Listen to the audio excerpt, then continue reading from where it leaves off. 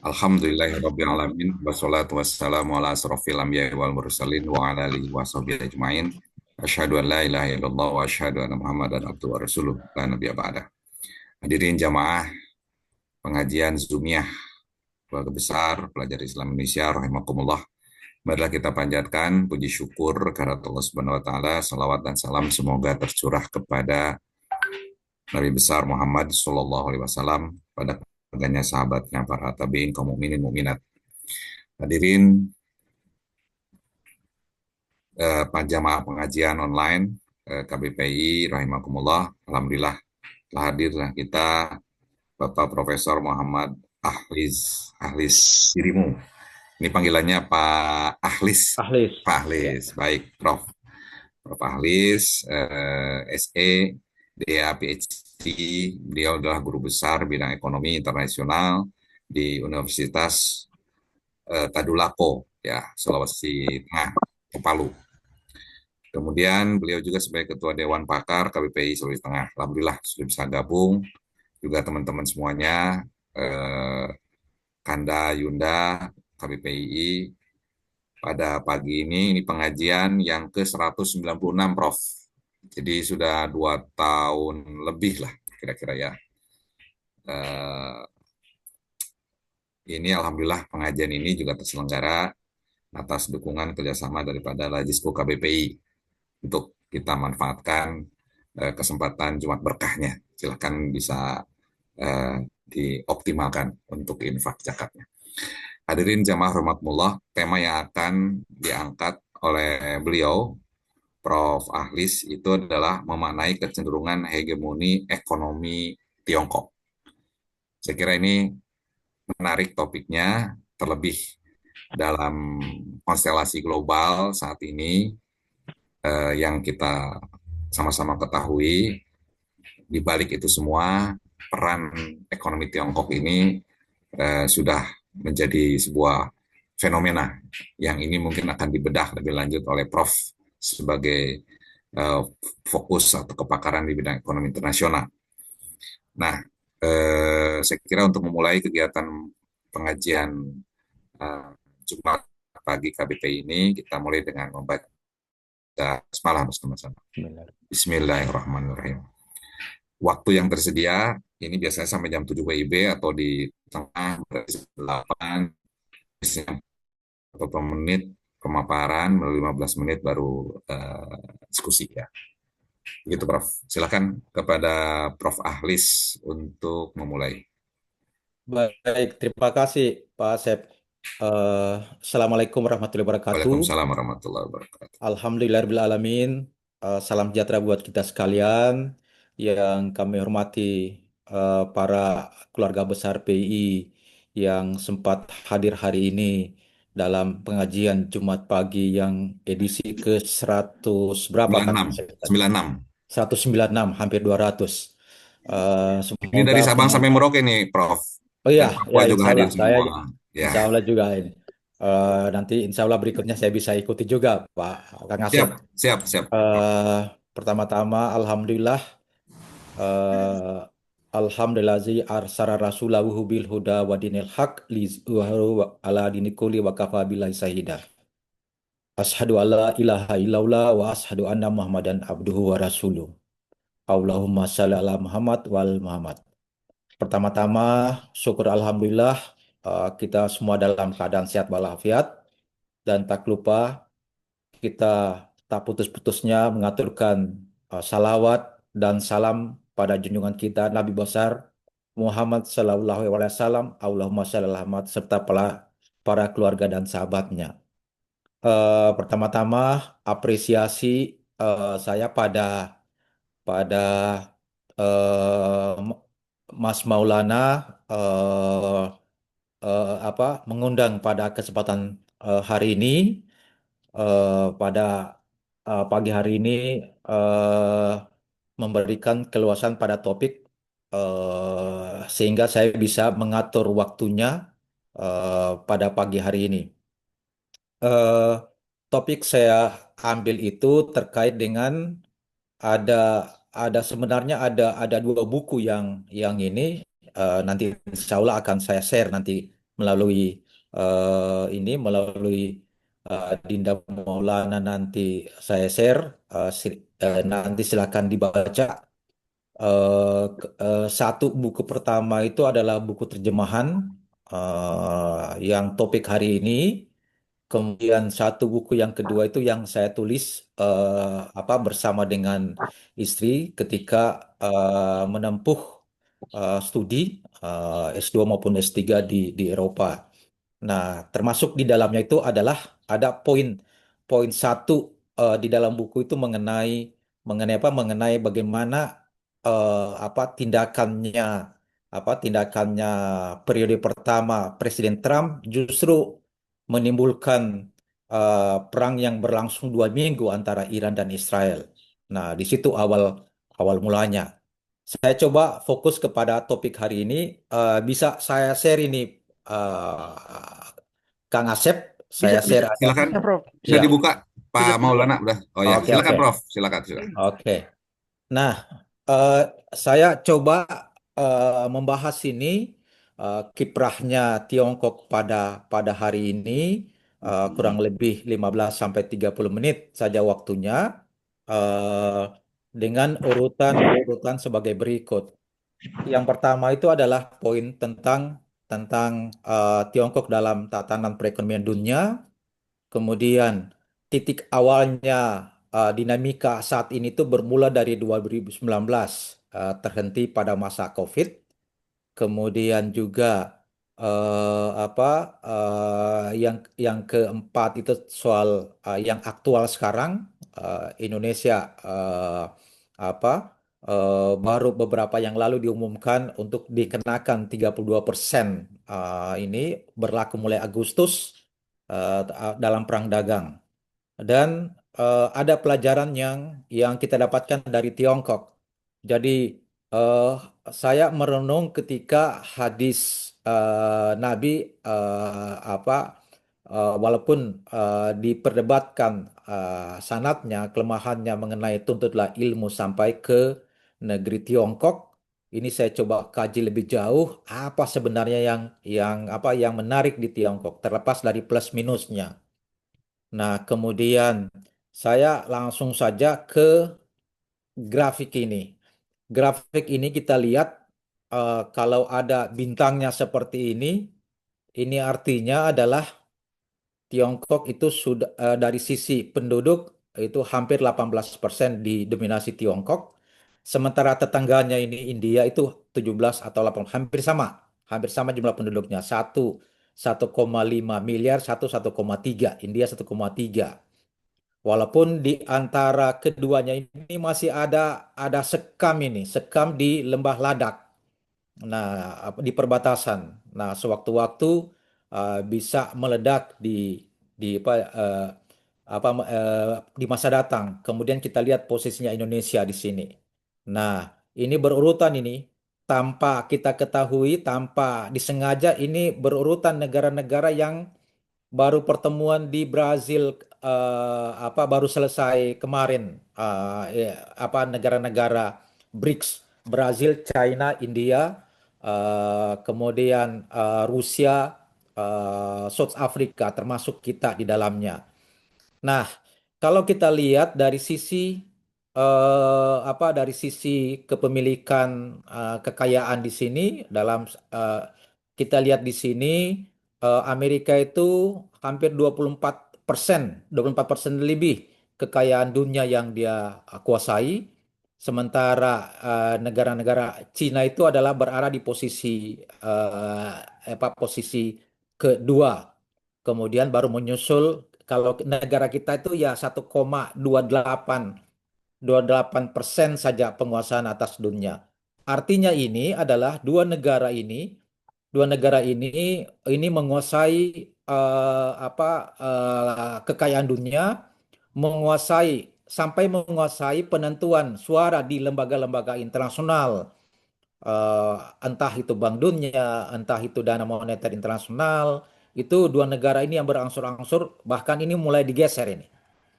Nah, mulai digeser. Tindakannya Donald Trump saat ini itu sedikit demi sedikit itu karena penguasaannya atas dunia atau hegemoninya itu mulai terambil oleh Tiongkok. Nah, kalau kita ini Indonesia ini bergabung dulu 14 negara, baru dapat satu suara di mana kalau di pemungutan suara baik di Bank Dunia maupun di Dana Moneter Internasional atau di yang lain. Nah, tetapi ada catatannya di sini. Catatannya adalah eh, ada di sini. Ini terutama kekayaan kita lihat di sini. Ini adalah individu. Siapa semua itu individu individu itu apa para keluarga besar PI itu bisa membuka saja, diketik saja di namanya Forbes itu bisa kita lihat. Ada 1.800 individu yang super kaya di mana di di di dunia ini, kemudian disusun dengan kalau di Tiongkok itu ada 490. Nah, namun demikian jadi dunia ini hanya dikuasai oleh Amerika, kemudian Uni Eropa, kemudian Jepang, kemudian eh, eh, Tiongkok, sisanya itu 20% sisanya itu adalah negara-negara Arab yang justru menyimpan duitnya di negara-negara kapitalis tadi. Nah, namun ada catatannya di sini, kalau kita lihat hutangnya, ini hutangnya. Hutangnya Amerika itu hampir 32% dari hutang dunia. Seharusnya ini Amerika ini sudah bangkrut ini kalau kalau dalam pandangan empiris teori sudah bangkrut. Nah, pertanyaannya kenapa tidak bangkrutin Amerika? Kalau kalau kita konversi ke individu ke per kapita, nah ternyata ada kalau kita itu hutang kita kalau di Amerika itu hampir hampir 100 juta rupiah kalau dikonversi per individunya, per kapitanya. Kita itu 1.900-an. Nah, termasuk bayi yang masih berada dalam kandungan ibunya. Nah, pertanyaannya kenapa Amerika tidak bangkrut? Amerika tidak bangkrut ini adalah karena satu, sistem dia kuasai. Yang namanya transaksi, ada namanya SWIFT. SWIFT itu singkatan dari Society of Worldwide Interbank Telecommunication, Finance Telecommunication. Itu dikuasai oleh Amerika. Nah, artinya dalam bahasa sederhananya begini, kita di dalam kartu ATM kita lihat mereknya, ada Visa, ada Mastercard. Kita punya transaksi di dalam negeri kita itu pelaporannya ke Amerika dulu, baru-baru balik ke Indonesia. Nah, Indonesia coba membuat sendiri lewat gerbang pembayaran nasional GPN. Nah, itu yang digugat termasuk kris yang meluas itu yang membuat Amerika keberatan. Nah, kemudian poin yang kedua membuat Amerika tidak bangkrut karena mata uangnya istimewa. Maksudnya adalah dia digunakan di seluruh dunia. Tapi ada kekeliruannya Amerika. Kekeliruannya Amerika itu kalau di dunia internasional dia tidak memperhatikan nasihat dari namanya Robert Triffin. Maksudnya apa? Robert Triffin itu bilang begini, pemerintah Amerika, tolong Anda simpan, Anda punya duit, cadangan devisanya di Amerika juga, jangan di luar. Nanti kalau sewaktu-waktu ada gejolak, nanti kita akan setengah mati. Nah, ternyata nasihatnya Triffin itu tidak diperhatikan. Jadilah seperti sekarang Amerika. Nah, kemudian kita lihat Jepang juga ini, Jepang yang lagi slow down ekonominya itu menguasai 18% hutangnya. Eh, Dia juga harusnya sudah mengarah ke kebangkrutan ini, tapi karena dia memegang kendali ekonomi dunia juga tidak demikian. Sementara Tiongkok itu hanya 7,9 atau 8%. Nah, kemudian padahal titik bangkrutnya Amerika itu adalah pada alokasi anggarannya di zaman George Walter Bush yang ngejar-ngejar Osama bin Laden. Hampir 700 miliar dolar anggaran digunakan untuk ngejar-ngejar Osama bin Laden dengan hasil yang nihil. Nah, di situ sebenarnya kebangkrutannya Amerika terjadi. Tetapi ya karena dia istimewa, dia pemegang saham, pemegang kendali. Nah, dan saat ini negara seperti Tiongkok ini di pasaran Amerika itu hampir 80%. Misalnya saya ambil contoh, pasokan barang-barang di Halliburton, supermarket di Amerika, 80% barangnya dari Tiongkok. Kemudian obligasinya namanya Treasury Bill, pemerintah Amerika itu 80% dikuasai oleh Tiongkok. Jadi ya boleh dikatakan domestik Amerika itu sudah dikuasai oleh Tiongkok. Nah, kemudian lanjut. Nah, siapa semua dari grup-grup besar tersebut kita tahu, ini kita kenal. Di sini yang ini 2018 basis datanya, ini ya apel yang digigit separuh. Nah, ini penguasannya ini. Kemudian yang lainnya itu adalah ada HSBC. HSBC itu adalah di daratan Eropa termasuk yang ini dominasi Tiongkok sekarang bermarkas di Shanghai. Ini adalah bank konvensional pertama yang menggunakan sistem syariah. Kemudian yang lain itu adalah ada Royal Dutch Shell, raksasa minyaknya Belanda. Kemudian baru masuk yang misalnya Alibaba, kemudian Samsung dan sebagainya. Ini bergerak di bidang apa saja mereka. Nah, kemudian ini branding yang berkuasa. Kita lihat di sini tetap Apple yang dominan. Nah, saya ingin fokus ke poin yang kedua. Nah, ini mulainya dari 2019. Saya ngambil satu saja ini. Satu saja di sini, selain yang lain, selain perang dagang, eh, ini asal muasalnya itu adalah ketika fasilitas Aramco, Aramco itu American Arabian Saudi company, oil company, jointnya Amerika dan Arab Saudi. Nah, kemudian eh, 2020 Januari tepatnya itu atas perintah Donald Trump eh, mengirimkan mengirimkan drone mematikan ke area bandara Irak pada waktu itu. Dan itu dari area drone-nya itu berasal dari dari markas Al Uday di mana di Qatar. Tujuannya mengeliminir Mayor Jenderal Qasim Slimani. Mayor Jenderal Qasim Slimani ini yang waktu perang Iran Israel kemarin itu beberapa bulan yang lalu itu diabadikan menjadi nama rudal. Qasim Slimani itu adalah arsitek yang membuat Arab Saudi dan Iran itu menjadi mesra. Nah, jauh dari friksi. Ya kita tahu di masa lalu friksi friksi ini Pak, friksi perdebatan Syiah Sunni. Nah, Donald Trump itu tidak mau tentu kita bisa ini ketahui dia tidak akan mau mesra antara Arab Saudi dan Iran karena apa? Karena dia berkepentingan ini Pak berkepentingan di Timur Tengah. Kita tahu bahwa hampir semua pangkalan militernya di mana di Timur Tengah itu misalnya ada pangkalan unit militer rahasia 512 di Israel, kemudian Al Ali ada di Kuwait, kemudian Al Udaid ada di Qatar, kemudian ada di Adana di Turki dan sebagainya. Itu satu. Yang kedua, tentu jualan jualan senjatanya juga pasti akan bermasalah ketika mesra antara Arab Saudi, dua pemegang kutub politik ekonomi geopolitik di Timur Tengah itu semakin mesra. Nah, dia tidak akan ini Pak, tidak akan akan tidak akan ini Tidak Pak, tidak akan akan ini. rela. Kemudian yang ketiga itu adalah eh, dia menyadari bahwa dengan cara membunuh Majen Kasim Slimani itu akan berdampak seterusnya sampai di masa datang. Nah, 5 tahun kemudian kita lihat bagaimana tindakannya tersebut juga di latar belakangnya oleh turunnya jajak pendapat di Amerika yang membuat pada periode kedua Donald Trump kalah, nanti periode ketiga ini menang. eh, ini bisa bermasalah.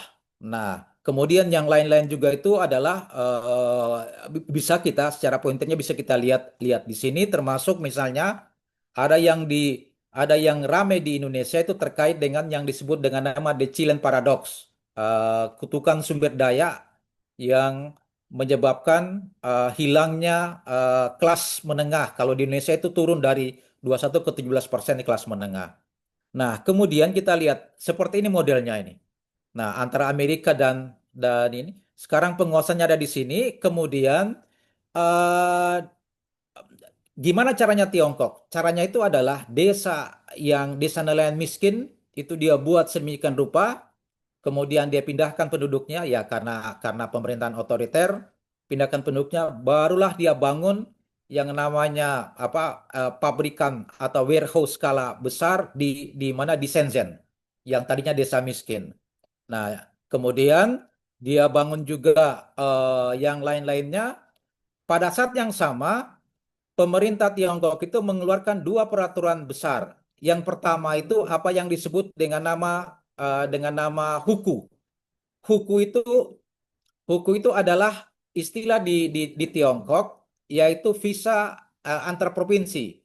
Jadi daerah di wilayah Tiongkok bagian dalam ini adalah para penduduk yang miskin, misalnya ada yang di pedalamannya di Hebei, di Sichuan, di Guizhou di sini di Tiongkok, itu harus kalau pindah ke wilayah kaya di sini, wilayah kaya itu Shenzhen, Shanghai, itu ada visanya sendiri. Itulah yang dinamakan dengan huku. Kalau mereka pindah. Nah, sementara di pedalaman ini anaknya cukup banyak, 10 sampai 18 orang. Nah, karena kita tahu bahwa di Tiongkok itu berlaku yang namanya kebijakan anak tunggal, one child policy, maka anak yang kedua dan ketiga itu dianggap ilegal kalau pindah ke sini. Makanya kaki tangan Partai Komunis Tiongkok itu ketika memindahkan mereka di sini, mereka itu pindah ke sini hampir 250 juta. Istilahnya kalau di Tiongkok itu penduduk yang mengambang, floating population. Ketika mereka bekerja di mana di pabrik, itu tidak bisa keluar area. Jadi tidak bisa keluar area pabrik. Kalau keluar dianggap ilegal. Dengan jam kerja yang panjang, 14 jam, gajinya kalau dikonversi dalam rupiah itu 700 ribu. Nah, kemudian sementara secara psikologis mereka itu homesick, rindu pada keluarga ya manusiawi. Apa yang terjadi? Pelariannya itu adalah terjadi bunuh diri massal. Nah, itu kekosongan jiwa. Terjadi bunuh diri massal, terutama di Foxconn. Di perusahaan Foxconn itu adalah perusahaan milik Taiwan yang mempekerjakan 300 ribu pekerja di daratan Tiongkok. Itu terjadi pada waktu itu. Nah, kemudian yang lainnya para para penduduk ilegal yang pindah ke selatan itulah kebijakannya disebut dengan nama Minyong. Minyong itu dalam bahasa Tiongkok. Nah, kemudian gimana dengan kondisi sekarang? Nah, di sini puncaknya ini. Jadi Tiongkok ini bergabung dengan WTO tanpa Organisasi Perdagangan Dunia itu tanpa syarat. Nasihatnya dari siapa? Penasihatnya Tiongkok ini adalah justru pemenang hadiah Nobel tahun 2001. Namanya Joseph Stiglitz. Pemenang hadiah Nobel asal Amerika. Dia nasihatkan ini masuk di WTO tanpa syarat. Kemudian pada waktu itu Amerika dipegang oleh pemerintahan Bill Clinton. Nah, begitu masuk tanpa syarat, mulailah caranya gimana? Caranya menguasai dunia, mata uangnya itu yuan atau renminbi, dia ini Pak, dia dia lemahkan. Dia lemahkan, saya ingat pada waktu itu satu dolar setara dengan satu yuan. Dilemahkan menjadi satu dolar setara dengan 4,8 yuan hingga 6,8. Akhirnya apa? Barang-barang Tiongkok menjadi murah. Nah, di Tiongkok kita dapatkan ada misalnya jam tangan Rolex itu seharga satu dolar. Tentu yang KW-nya. Nah, disinilah mulai tergerus tergerus ini Pak, tergerus ekonomi Amerika. Nah, ini sama dengan. Nah, terus yang lainnya apa? Apa yang menyebabkan ini? Menyebabkan Trump meradang. Ya, kita lihat dari grafik ini yang menyumbang defisit Amerika mulai dari Tiongkok, termasuk negara kita Indonesia. Indonesia yang masuk di sini yang 32% tarif timbal balik resiprokal itu kena juga kita. Nah, Terus yang barang-barang apa saja? Barang-barangnya yang ini semua termasuk di dalamnya. Nah, sementara Tiongkok terhadap negara kita, saya ngambil contoh misalnya yang paling jelas itu adalah di Sulawesi Tengah. Dia mengirimkan tenaga kerjanya ke ini Pak ke negara lain yang Afrika itu yang saya lihat 3/4 ekonominya Afrika itu udah dikuasai oleh Tiongkok. Nah, kemudian di negara lain termasuk kita itu caranya bagaimana? Dia kirim tenaga kerjanya di sini, kemudian sampai di mana? Sampai di negara kita. Terutama misalnya saya ngambil contoh di Morowali, daerah pertambangan. Kenapa Morowali? Karena 50%, bukan 50%, 25% APBN-nya Indonesia disumbangkan dari nikel. Sementara yang balik ke Sulawesi Tengah itu hanya 30%. Nah, tenaga kerjanya itu mereka sudah gaji di negaranya tiga per empatnya. Nah, seperempat gajinya di sini, kemudian jadi tidak kena pendapatan batas PTKP, pendapatan tidak kena pajak. Jadi tidak perlu buat NPWP. Itu satu. Yang kedua adalah sebelum keluarnya Undang-Undang Nomor 3 2020 tentang Minerba, barang-barang kita terutama nikel NPI nickel pig iron ketika diekspor dari ini Pak oleh Tiongkok ke Amerika dia registrasi berdasarkan namanya ini namanya apa namanya Indonesia. Kenapa namanya Indonesia? Karena Indonesia termasuk kategori negara berkembang, apa apa free 15% pajak impor. Tapi kalau dia registrasi namanya Tiongkok, karena sama-sama negara maju, negara penguasaan hegemoninya besar, maka dia tidak dikenakan 15%. Nah, begitu seterusnya yang terjadi sampai keluar kebijakan hilirisasinya ini, Pak, hilirisasinya Amerika. Nah, kemudian saya ingin bertahu bagaimana keajaibannya Tiongkok ini. Kita tahu bahwa di sini bahwa eh, Inggris, saya mulai dari Inggris. Karena Inggris pertama pemegang hegemoni dunia selama kurang lebih 200 tahun. Setelah itu diambil alih oleh Amerika melalui Hamilton Act.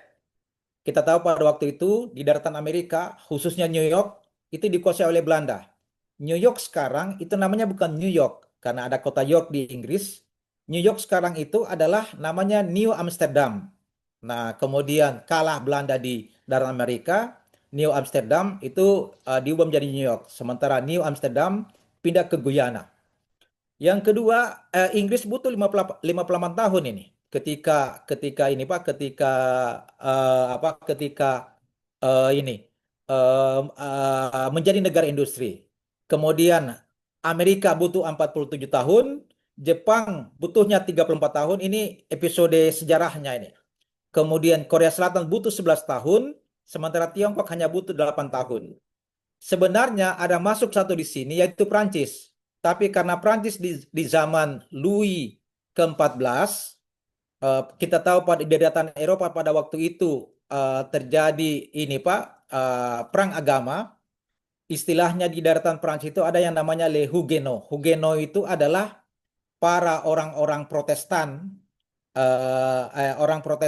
di daratan Prancis, pembuat jam oleh Raja Louis ke-14 itu diusir. Diusir mereka, larinya kemana? Larinya ke Swiss. Swiss pada waktu itu adalah negara miskin.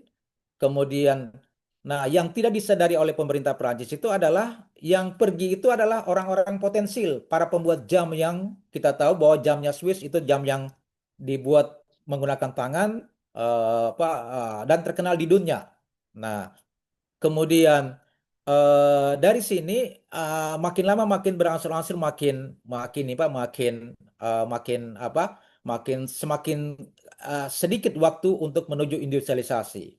Nah, ternyata Tiongkok itu di samping dia menyimpan keajaiban ekonominya terutama dari sisi kalau kita lihat dalam berbagai macam publikasi dia mengedepankan hukum namanya 7337. Kalau dulu dominasi pertanian, dia tidak pernah tinggalkan pertanian, dia menjadi industri. Nah, Kemudian yang lainnya juga itu adalah ekspansi pasar sosialis menggunakan dua sistem pasar. Nah, Tiongkok termasuk negara yang kemajuan ekonominya sangat apa sangat ini sangat sangat dominan. Kemudian ditambah dengan kita lihat dia punya likuiditas internasional, perbankannya, kemudian keamanan keuangannya juga sangat sangat ini sangat tertata dengan baik. Tapi di satu sisi di daerah belakang dia sangat ini Pak ingin membangun juga dengan bersama-sama membangun di daerah namanya CAREC. CAREC itu adalah Central Asia Regional Economic Cooperation, negara-negara Kazakhstan, negara-negara Asia Asia Tengah ex Uni Soviet. Nah, secara terpadu. Nah, kemudian tetapi ada tantangan yang paling besar. Tantangan paling besar dia bukan hanya dihadapi oleh Tiongkok, termasuk kita, yaitu ini. Kalau kita lihat empirisnya, setiap 4 tahun sekali yang namanya krisis kesehatan pasti pasti datang. Dunia ini tidak bisa lagi belajar berdasarkan ekonomi konvensional. Dia harus belajar berdasarkan ekonomi kontemporer. Karena apa? Karena setiap hari ada krisis. Nah, entah dibarengi oleh dengan krisis politik dan segala macamnya. Tapi yang paling sering itu terjadi adalah penguasaan hegemoni.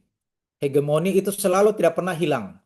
Satu contoh yang paling jelas yang perlu saya ceritakan pada para keluarga besar PII adalah tahun 2005 terjadi open bidding internasional. Jadi penawaran mengenai penguasaan penguasaan ada atas ini ada atas sumur migas.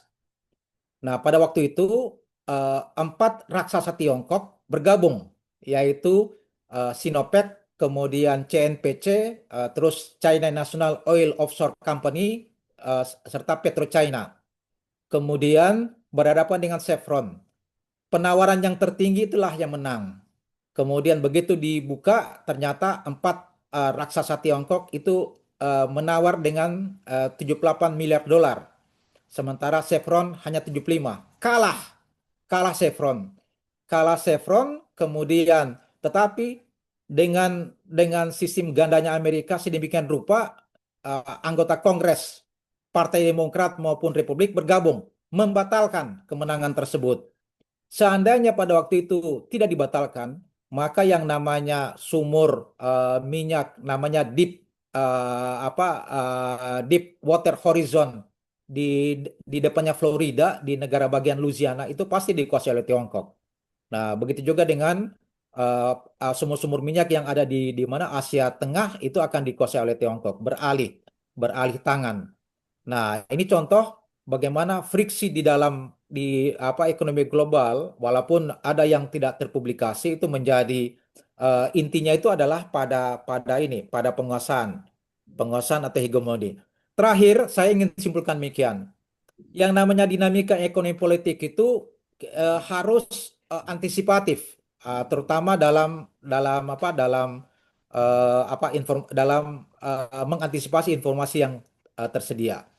Nah, saya mengutip seorang profesor Singapura, namanya Profesor Kishore Mahbubani.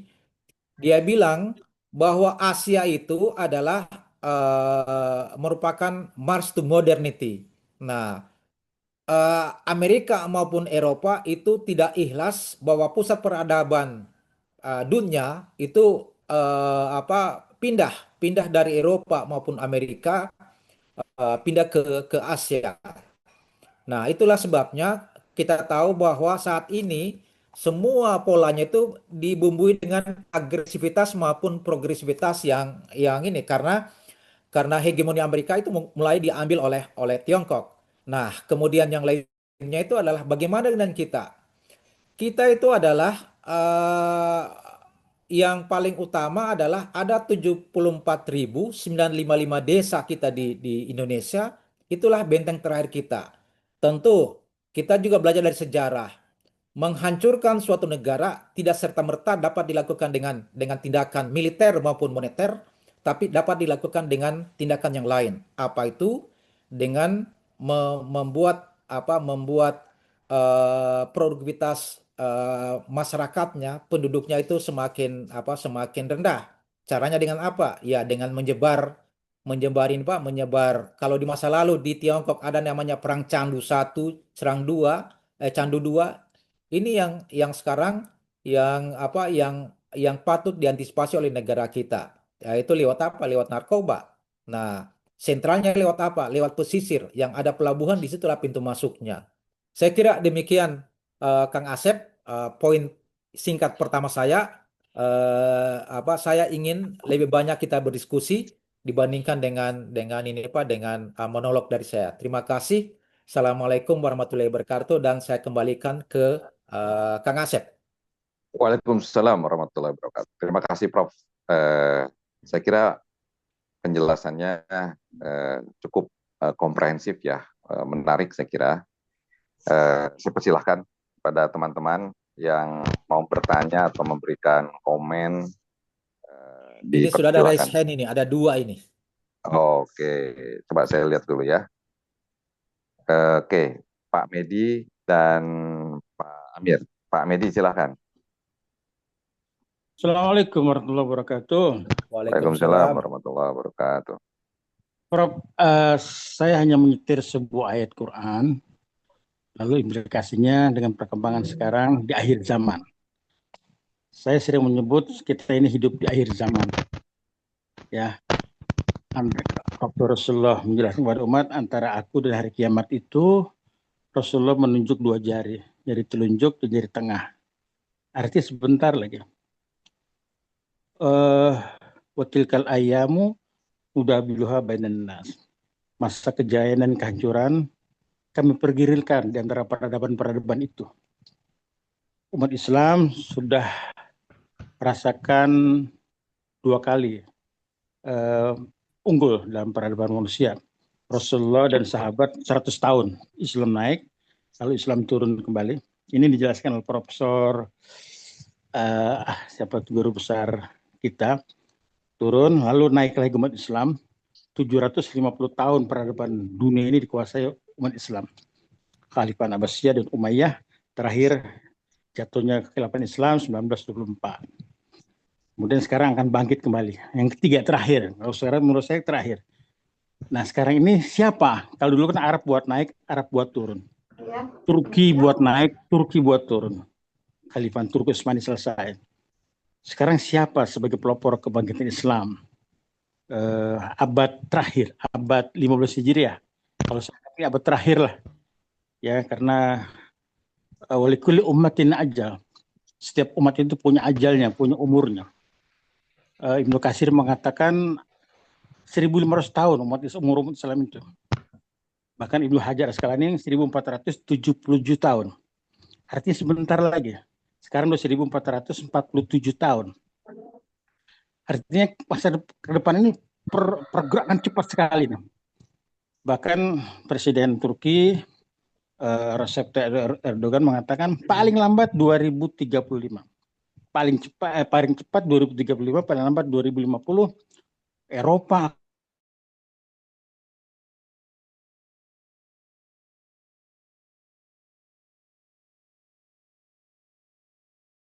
Allah pergantikan.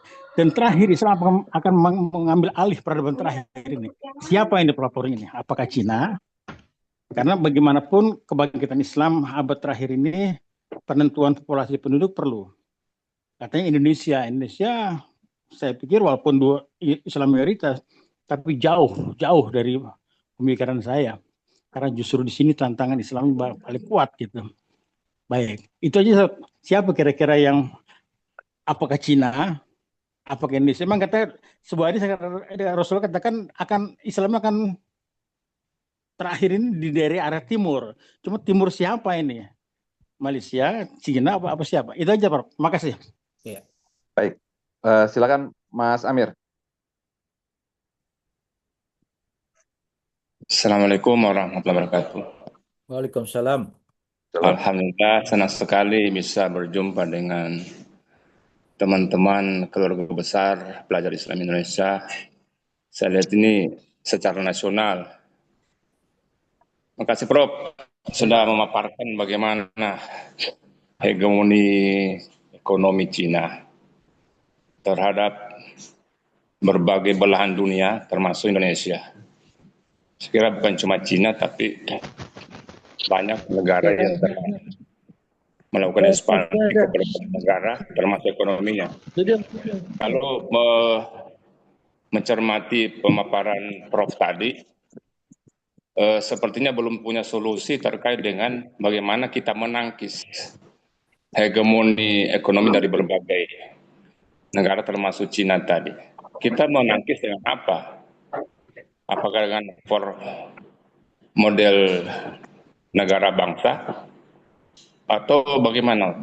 Karena tadi ada pertanyaan menarik, pertanyaan siapa?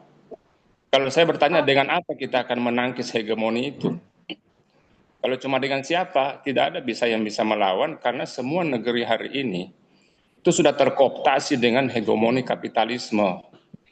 Jadi sekarang kalau kita mau berhadap-hadapan, konsep apa yang akan kita gunakan untuk membangun sumber daya kita sendiri sebagai umat Islam. Bisa, Prof. Terima kasih. Iya. Moderator. Waalaikumsalam warahmatullahi wabarakatuh. Pak Ahmed.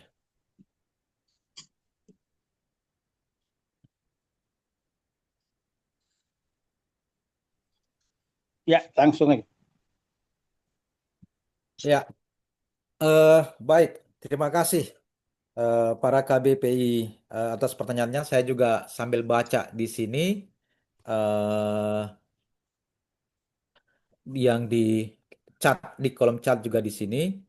Eh, yang pertama ini dari eh, Ikhwan Bang Nedi tadi dan kedua Pak Amir. Eh, saya ingin eh, menjawab berdasarkan ini Pak, berdasarkan perkiraan historis yang ini yang ada. Eh, Memang apa abad ke-15 atau sekarang posisinya di 1400 447 48 Hijriah. Eh, Kalau di dalam Al-Quran kan kita pernah membaca apa inna nahnu nazalna zikra wa innahu lahafizun. Jadi tidak ada jaminan bahwa walaupun dominan penduduk kita di Indonesia itu adalah Muslim, tetapi tidak ada jaminan bahwa eh, yang namanya semangat Al-Quran itu akan tetap di dalam masyarakat yang dominan penduduknya Muslim. Kita tahu saat ini banyak dinamikanya ini, Bang Nendi. Dinamika pertama, jangan dilupakan bahwa di Amerika kita lihat berangsur-angsur yaitu eh, apa penduduknya menjadi mualaf.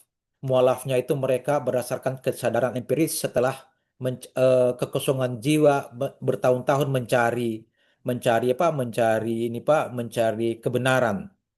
Nah, kemudian memang kita juga melihat bahwa Turki juga di masanya Erdogan saat ini eh, eh, sebagai pemegang pemegang kendali nomor 14 ekonomi dunia itu berangsur-angsur berangsur-angsur menuju kepada menuju kepada dominasi hegemoni. Tapi di dalam negeri juga memang Turki memang masih masih masih terjadi dinamika di dalamnya.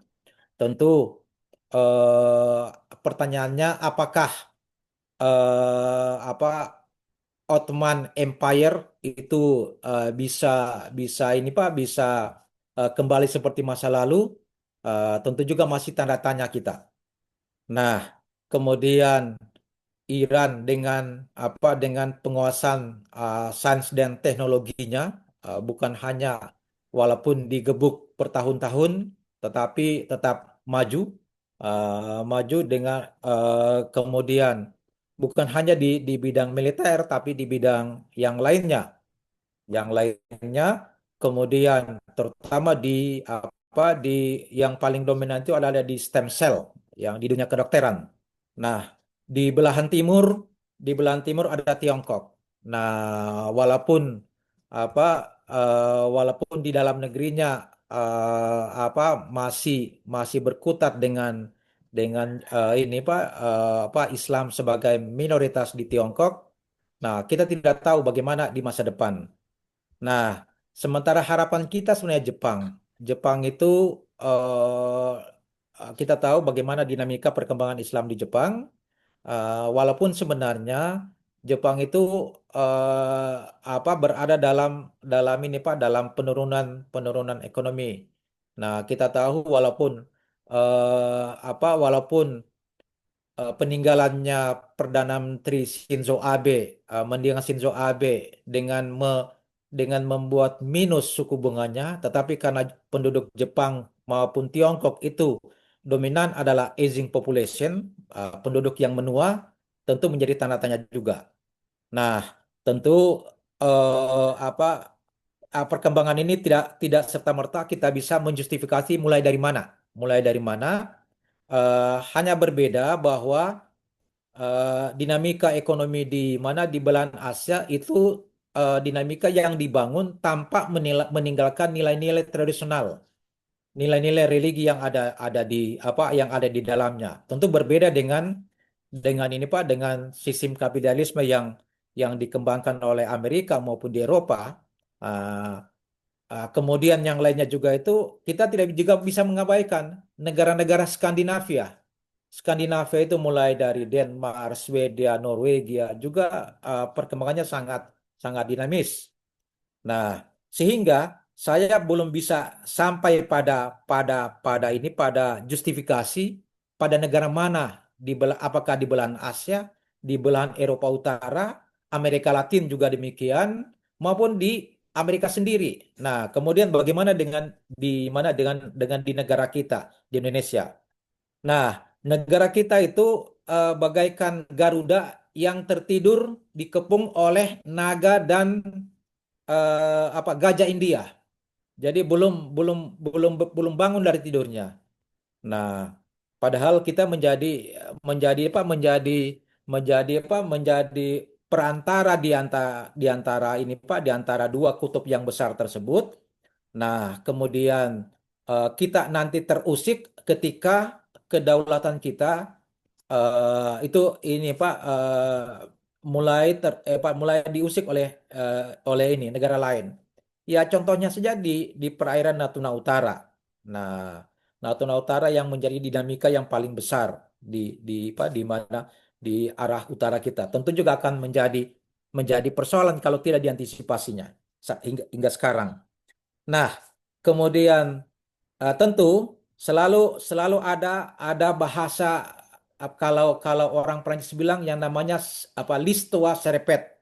Sejarah akan berulang walaupun pelaku pelaku ini Pak pelaku sejarahnya itu berbeda. Nah, Islam yang dibangun dengan kemuliaan itu berkembang pesat jauh dari penyebaran eh, agama lain, terutama kalau kita menengok sejarah zamannya bagaimana bagaimana penguasaan dalam dalam 4G penyebaran agama di masa 4G itu maksudnya adalah dimulai dari ini Pak dari Hernan Cortes. Hernan Cortes itu adalah panglima angkatan lautnya Spanyol, kemudian dikirim ke Amerika mencari G yang pertama adalah gold emas, G yang kedua adalah God menyebarkan agama, kemudian berperang untuk mencapai glory. Nah, itu tentu berbeda, berbeda sejarah tidak pernah akan hilang, akan lenyap. Bagaimana suku di daratan Amerika, Azteka, kemudian Inka, kemudian kita bisa lihat bagaimana warisan sejarah di Machu Picchu di Peru, bagaimana penduduk asli harus tinggal di pegunungan, sementara harta benda emasnya diangkut dengan 15.000 tidak akan terlupakan. Nah, bagaimana penduduk Swiss yang miskin di masa lalu itu menjadi tentara bayaran kapal-kapal perang Belanda maupun ini Pak maupun Spanyol. Inggris? Inggris itu mendengarkan nasihat daripada namanya ahli filsafat namanya William Petty. William Petty itu dia katakan kalau Anda menjelajah suatu negara, maka Anda bangun peran sosial di negara yang bersangkutan. Nah, tentu berbeda jauh dengan Spanyol, Belanda. Nah, kemudian yang lainnya juga itu adalah eh, solusinya seperti apa? Solusinya itu adalah yang kita perkuat adalah kendali ini aspek religinya kita. Kenapa sampai demikian? Karena negara manapun itu bersangkutan, termasuk Indonesia, itu dari sisi ini Pak, dari sisi religi kita. Caranya bagaimana? Yang tadi seperti saya membuat produktivitas kita akan ini Pak akan rendah. Pengalaman Tiongkok ketika tidak mampu dijajah Inggris, akhirnya mereka mulai dari menyebarkan narkoba, menyebarkan candu sampai lepas Makau oleh Portugal. Itu pintu masuknya itu adalah bukan militer. Pintu masuknya adalah melemahkan produktivitas penduduk yang bersangkutan. Nah, itu yang terjadi di mana? Contoh kasus tiang listrik yang dibawa dari luar negeri itu kan pernah diisi dengan narkoba yang karena kejelian kita punya aparat keamanan bisa ini Pak bisa yang kita perkuat adalah di nilai-nilai agama kita. Itu yang kita perkuat. Yang kedua adalah cepat atau lambat bahwa negara yang menguasai pangan dunia itulah yang akan teman-teman KBPI pernah lihat bagaimana si filantropi dunia Bill Gates itu mengalihkan usahanya itu ke sektor pertanian. Ini masalah di masa datang. Kenapa seperti demikian? Ada 1,7 penduduk dunia yang tidak dapat terpenuhi pangannya. Dunia ini sudah mengalami krisis pangan. Nah, Afrika demikian, walaupun Afrika beberapa negara itu sudah semakin lama semakin menyadari kelemahannya. Tahun 94 terjadi genosida di Rwanda, di Kigali ibu kotanya, antara hanya dua suku yang ada di sana. Ada yang namanya Tutsi dan ada yang namanya Hutu. Kemudian sadar dengan ini Pak, andalannya mereka itu hanyalah pangan, seperti Cameron mengajak rakyatnya untuk rekonsiliasi dan berhasil. Kalau teman-teman datang di Bandara Kigali, yang diperiksa pertama itu selain visa apa tidak, dirazia plastiknya. Nah, kemudian faktor yang ketiga, contoh kasusnya Rwanda, Burundi, kemudian beberapa negara Afrika yang ini Pak, misalnya juga itu Burkina Faso, di Wagadugu ibu kotanya juga demikian. Ada kesadaran faktor pertama adalah ketiga adalah menghormati perempuan. Rwanda, Burundi maupun Burkina Faso 60% anggota parlemennya adalah perempuan. Saya tanya pada teman-teman di sana, mereka teliti. Hanya sederhana saja alasannya mereka. Nah, tiga faktor. Sementara kontras dengan di negara kita. Saya ambil contoh saja.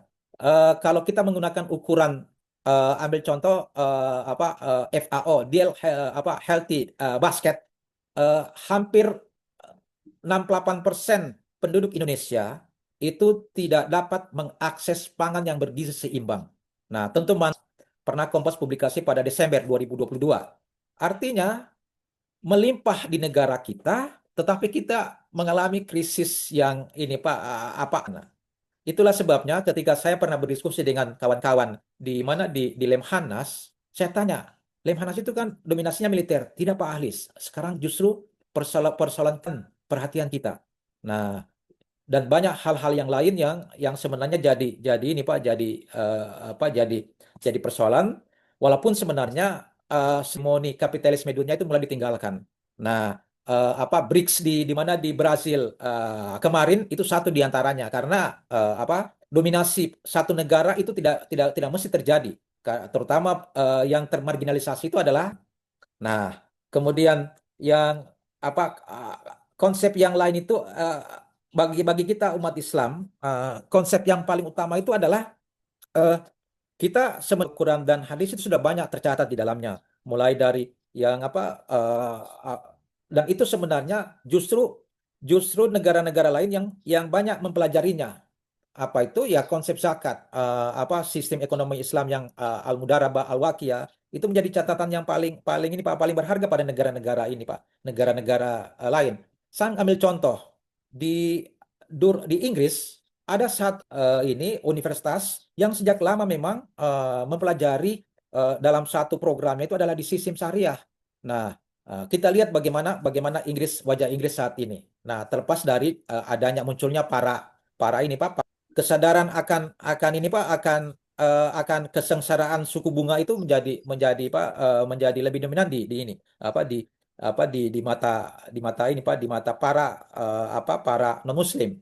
Nah, konsep patutnya itu menjadi pelajaran bagi kita. Saya ngambil contoh di masa lalu. Bill Clinton pun sampai bersusah payah datang kepada Muhammad Yunus di Bangladesh hanya untuk mempelajari selain Grameen Bank, bagaimana melihat fenomena pemberlakuan daripada sistem syariah. Tidak belajar demikian. Saya kira demikian dulu, Kang Asep. Baik, Prof.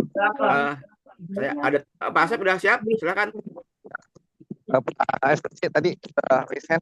Ya, ya ini ada beberapa catatan yang mungkin ingin saya sampaikan, Prof. Yang pertama menyangkut dilema Cina Amerika. Kira di sisi lain kita sudah jenuh ya. Kenapa Amerika begitu berjaya? Ini kan faktornya adalah karena pembatalan Bretton Woods ya. Jadi dari tahun 71 kan ada standar mata uang itu harus dolar. Ya, yang tadi kan berdasarkan standar emas. Jadi bukan kepada satu mata uang tunggal. Yang inilah yang menjadi korban adalah menciptakan senjata pembunuh massal. Sebetulnya bukan itu faktor Saddam Hussein dan Irak itu dibantai, karena Saddam Hussein mengkampanyekan bahwa harus berkiblat kepada euro. Ya, kalau euro itu menjadi standar nilai mata uang dunia, maka serta ya ini satu faktor kenapa Amerika itu begitu menguasai, karena dia tanpa hanya pencetak uang ya. Yang kita tahu bahwa Bank Sentral Amerika itu kan bukan milik negara tapi milik swasta ya. Jadi karena milik swasta maka swasta lah yang menguasai Amerika. Nah, jadi ya itu yang pertama, bahwa kenapa saya katakan dilema Cina Amerika ya. Kalau di Indonesia mungkin agak sedikit resisten kalau kita bicara soal Cina ini. Kalau kebetulan saya ada terlibat dengan penelitian masalah produk halal, Prof, dengan BRIN ya. Dari produk halal Cina menguasai, Indonesia nomor 8, Cina nomor 1. Ya, HSBC bank syariahnya terbesar di dunia. Ya, jadi bukan di Arab, tapi terbesar di dunia ya HSBC. Ya, jadi yang berikutnya juga soal kalau kita misalnya menganut ya berkiblat Cina ini hidup masyarakat. Nah, jadi agak dilematis. Nah, soal perkembangan dan pengaruh Cina ini memang di mana-mana. Saya kebetulan pernah akan menuju Menui, Prof. Menui itu di Morowali sana ya, Prof ya. Pulau Menui ya, tapi karena ombak besar ya, jadi teman-teman yang dari Menui itu ya yang datang ke banyak kegiatan-kegiatan yang sangat luar biasa di Morowali itu ya, yang ternyata belakangan ada terjadi kerusuhan soal TKA Cina ya. Nah, kaitannya dengan TKA Cina ya dengan tambang nikel. Hasil dari nikel itu sangat luar biasa, yang Cina sendiri mengekspor. Kalau dari Indonesia kan mengekspor ke sana ya. Jadi Cina mengirimkan keluar itu kan berarti bea masuk di sana ya.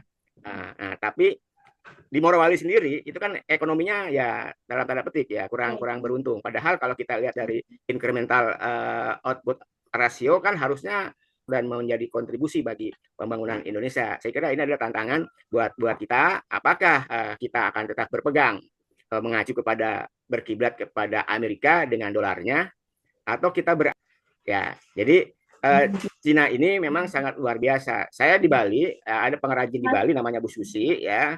Mereka adalah dari Cina yang dia memperkerjakan masyarakat sekitar dan menjadi souvenir, dan termasuk juga ibu-ibu yang dari Jawa Timur dibawa ke Bali untuk luar biasa untuk UKM ya. Nah, lagi-lagi ini soal dilema. Menurut Prof, apakah kita tetap berkiblat kepada Amerika ya dengan dominasi Federal Reserve-nya yang memang swasta, apakah kita harus berkiblat kepada Cina yang sebagian besar masyarakat kita agak resisten soal Cina? Terima kasih, Prof. Baik, saya langsung jawab juga yang di chat ini yang ada di chat. Baik, Pak Ahmad. Jadi gini, tahun 1944, jadi tepatnya tanggal 7 1944 para negara-negara pemenang sekutu pemegang ini Pak, pemegang menang Perang Dunia Kedua itu bersepakat membangun dua sistem. Pertama adalah kan dana moneter internasional. Nah, kemudian yang kedua adalah Bank Dunia. Bank Dunia itu dibangun untuk membangun Eropa yang pada waktu itu hancur akibat perang lewat rencana Marshall. Tetapi tahun 73 sistem berikutnya adalah patokannya sangat mahal, berpatokan pada kurs tetap. Nah, kemudian saat ini kalau kita mau ini kalau kita objektif, yang justru 1873 itulah yang standar yang sangat kuat sebenarnya, standar emas yang sangat kuat. Jadi negara-negara yang memegang cadangan emasnya besar, dominan, itulah yang. Nah, kemudian ini juga kenapa sampai tahun 73 gugur, karena sistem Bretton Woods dengan mengandalkan kurs tetapnya membuat cadangan devisa. Yang kedua adalah Perang Yom Kippur.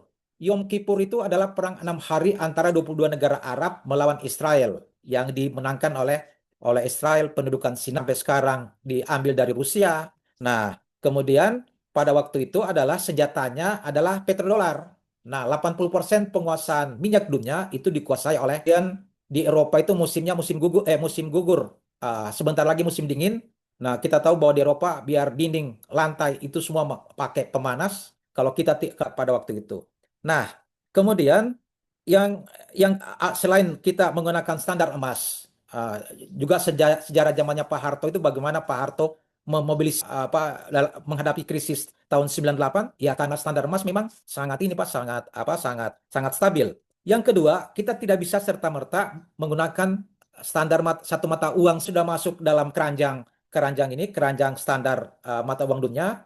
Dolar juga demikian, yen juga demikian. Bahkan sebenarnya Arab, nya negara-negara Arab yang bermarkas di Abu Dhabi itu juga berkeinginan supaya dinar masuk di dalamnya. Nah, ya karena penguasaan ekonomi. Nah, tentu kita terdiversifikasi. Nah, kemudian juga di sini saya juga menjawab yang di chat. Sumber data-data tadi, misalnya hutang, statistik utang luar negeri Indonesia.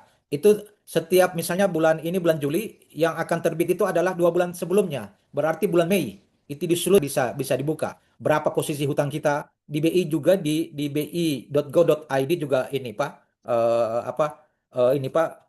bisa diakses data-datanya. Nah, kemudian di baliknya Tiongkok membantu Palestina. Nah, saya ingin bercerita bahwa pasti tentu ada udang di balik batu, walaupun kita positive thinking. Belajar dari Ethiopia, belajar dari mana, dari Zambia, belajar dari mana, dari negara-negara, bantuannya adalah menjadi bantuan yang mematikan. Kita tahu bagaimana yang paling dekat dengan kita itu adalah Sri Lanka. Sri Lanka ketika tidak mampu lagi mengembalikan pinjamannya pada Tiongkok, Tiongkok menggunakan pelabuhan di Sri Lanka itu sebagai home base militernya. Nah, tentu ingin menyaingi menyaingi di Lautan Hindia. Nah, jadi kita tidak bisa serta-merta harus mengkaji lebih jauh. Ini bantuannya kepada Palestina ini apa?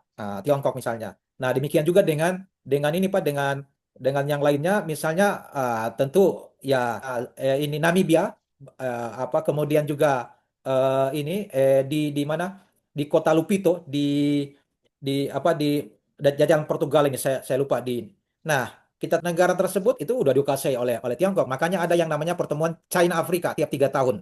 Nah, ketika krisis melanda Eropa tahun 2010, saya amati dari sana, pelabuhan Thessaloniki, pelabuhan Piraeus itu hampir sepertiganya dikuasai oleh COSCO. COSCO itu adalah perusahaan kontainer terbesar Tiongkok, ya CIL. Nah, artinya pintu masuknya Eropa itu sudah dikuasai oleh Tiongkok. Jadi selalu ada hegemoni di dalamnya. Nah, tentu kita alasan yang lain itu bisa jadi ke depan itu membantu Palestina ingin menjadikan proksinya, kita tidak tahu. Nah, demikian juga di Asia Tengah. Saya masih ingat kawan saya, mereka datang sebagai tukang sapu, tetapi saat ini mereka sapu kita dari negara kami. Itu contoh itu. Itu bagaimana bagaimana kejamnya hegemoni dari sisi ini Pak, dari sisi negatif. Nah, kan ini Pak dengan Morowali. Morowali itu yang saya perhitungkan ini Pak Ahmad adalah bencana lingkungan. Dua kabupaten Morowali Morowali Utara, hasil penelitian kami yang terakhir adalah eh, para ibu-ibu pencari, istilahnya bahasa lokal di Morowali Utara itu namanya mempunyai pendapatan 300.000. Begitu di hulunya dieksploitasi nikel, maka sungai-sungainya menjadi berwarna coklat, ibu-ibu kehilangan lapangan pekerjaan, kemudian ya yang eh, tidak bisa serta-merta kita lihat bahwa Morowali begitu Oke. maju. Tetapi apa yang terjadi? AIDS itu berkembang pesat. Nah, berkembang pesat ya karena kita urbanisasi menimbulkan masalah di ini.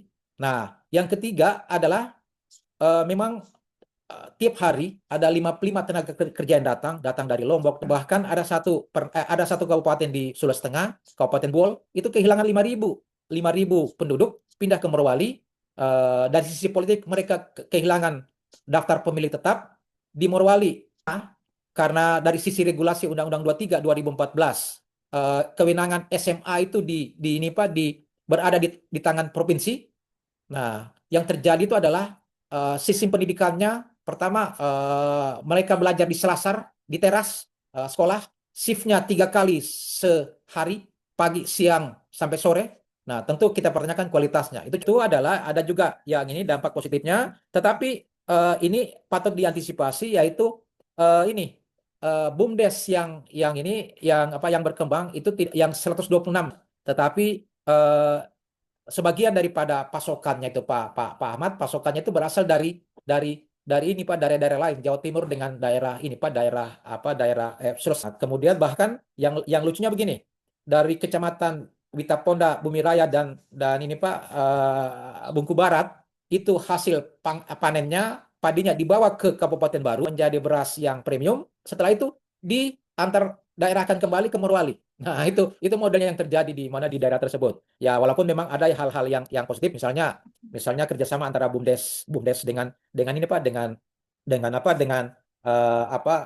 Malaysia dalam penyediaan. Paling berpengaruh juga itu adalah ini perilaku juga ini. Perilaku walaupun tanda petik tidak semua, tentu penduduk kita karena Morowali itu sangat ini Pak, sangat sangat agamis di Morowali. Agamis itu seragam itu masjid di semua desa itu ini Pak melakukan pengajian. Nah, tentu di sini juga harus ada kita antisipasi dari sisi perilaku bagaimana budaya di internal kawasan industri sendiri, karena 3 kawasan industri di sana Pak Ahmad. Kawasan industri IMIP sendiri Indonesia Morowali Industrial Park. Saya pernah mengkritisi para direksinya. Kenapa? Ada pekerja perempuan yang di dalamnya karena lagi menyusui, bayi itu seperti ini, seperti barang yang dioper untuk diberikan angon pojok laktasi. Jangan hanya bandara yang ada pojok laktasi, tapi di kawasan industri juga harus ada. Dan rata-rata pekerja di Morowali itu Pak Ahmad di atas 10 tahun. Kenapa? Karena persoalan ISPA. Mereka bermasalah dengan pernapasan. Ya tentu kesehatan menjadi hal yang utama bagi mereka. Sementara dari sisi seharusnya dikenakan ini namanya IMTAH. IMTAH itu pajak atau orang asing. Itu pada saat mereka tiba di Tiongkok, tiba di Morowali sudah harus dikenakan. Tapi ini nanti 6 bulan baru dikenakan IMTAH. Nah, otomatis pemasok tenaga kerja ya bikin kontraknya 3 bulan, 6 bulan. Ya memang ada sampai setahun 2 tahun, tapi rata-rata ya lebih singkat. Supaya domisili di Indonesia baru dikenakan dengan pajak atas orang asing. Nah, yang lainnya juga itu adalah tentu kita juga harus mencatat bahwa kita itu menganut ini menderita ya 3 hal. 3 hal itu apa yang jadi boleh saya katakan merana di daerah kaya. Jadi ada yang namanya kutukan sumber daya, resources, dan ada yang disebut dengan nama fenomena miopik. Nah, kita punya tenaga kerja karena tidak dipersiapkan secara baik, nah tentu akan termarginalisasi. Saya kira demikian, Kang Asep, Pak. Insya Allah nanti Bapak Ibu saya ini Pak pada teman-teman tentang Tiongkok, hal-hal yang belum tersampaikan di sini. Satu tentang ini mengenai hegemoni ekonomi Tiongkok dan satu mengenai dinamika ekonomi politik internasional. Baik. Saya kembalikan ke Terima kasih Prof. Saya Kang kira Asep. karena waktu Jumat, mungkin Prof juga sudah ada agenda-agenda. Sebetulnya masih banyak pertanyaan-pertanyaan. Ini bisa sampai jam 8 ini, WIB atau bisa jam 9 ya. Karena kalau tema menarik begini Prof, saya kira ini mengundang Insyaallah. kembali Prof. Ahlis. Iya. Baik, hadirin jamaah rahimakumullah. Marilah sekali lagi Baik. terima kasih Prof. Tetap sehat, mudah-mudahan suatu saat kita akan gabung kembali dan kita akhiri kegiatan pengajian dengan membaca doa majlis. Subhanakallahumma bihamdika warahmatullahi wabarakatuh. Terima kasih Waalaikumsalam Prof. Terima kasih warahmatullahi teman-teman. wabarakatuh.